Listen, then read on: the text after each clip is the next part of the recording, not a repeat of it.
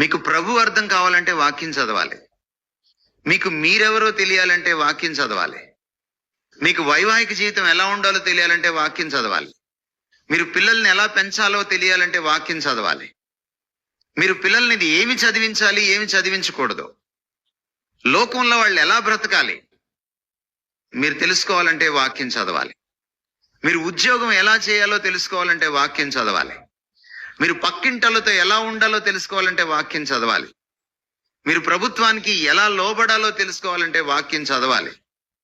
మీరు పన్నులు ఎలా కట్టాలో తెలుసుకోవాలంటే వాక్యం చదవాలి. ప్రతి దానికి వాక్యం చదవాలి.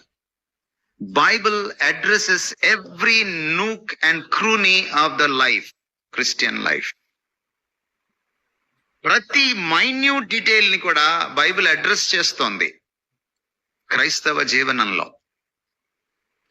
This is the book which is a manual to the Christian life. అందుకనే ద్వితీయోపదేశ కాండంలో చాలా స్పష్టంగా చెప్పాడు, మీరు కూర్చుండినప్పుడు, లేచినప్పుడు, మీరు నడుచునప్పుడు, మీరు పరుండినప్పుడు, భోజనపు బల్ల దగ్గర మీ పిల్లలతో ఈ వాక్యాన్ని గురించి మాట్లాడాలి అన్నాడు ఆయన. మనం వాక్యం చదవడం మానేసాం. మనం యూట్యూబ్ లో చదవడము, ఫేస్బుక్ గోడ మీద చదవడము, లేకపోతే వాట్సాప్ స్టేటస్ మీద చదవడము, ఆటో వెనక చదవడము, ఇది ఎక్కువైంది తప్ప చాలా మంది 31వ తారీఖు అదేదో చిన్న స్లిప్లో తీసుకుంటారు కదా, ఏంటది వాగ్దానాలు, అది ఇందులోదే, 26 పుస్తకాల్లోదే. దాన్ని చదువుకుంటారు 10 సార్లు, కానీ వాక్యం చదవ. ఈ వాక్యం చదవడం మానేయడం వల్ల మనకి ఈ రోజున చాలా అర్థం కావట్లేదు. Bible is a matchless book. Matchless.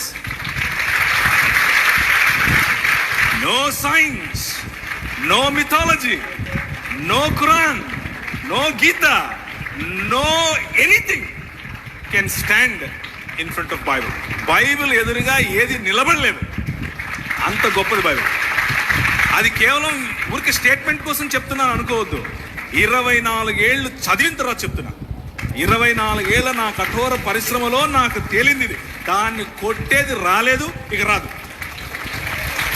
అది బైబిల్.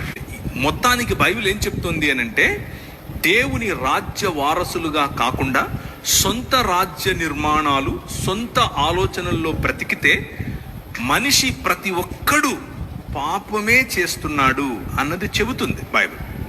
దానికి మినహాయింపు కేవలము యేసుక్రీస్తు మాత్రమే.